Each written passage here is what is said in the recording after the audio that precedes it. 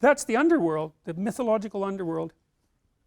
That's where you go when things fall apart. Your life can be organized, going very well, and then something comes up, and poof, everything changes. Some axiom that you were living by, and it might be the existence of a partner, it might be a job, it might be your health, any of those things, gone.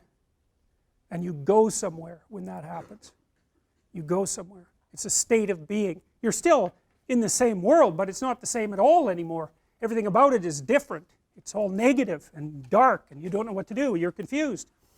And so, what do you do down there in the underworld when things have fallen apart, especially if it's the worst possible case scenario and you realize that you actually had something to do with your demise? That's really annoying, you know, when something bad happens to you and then, you know, you grind yourself into bits trying to figure out what the hell happened, and then you realize that, well, you were playing a causal role.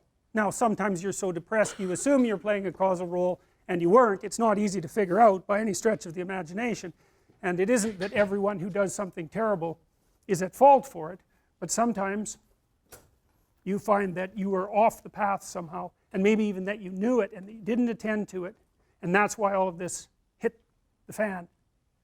And so then down there in that chaos, you decide that you're going to do what you're supposed to do instead. And then maybe you get to rise up again, renewed, if you're lucky, and then you can go fix the city.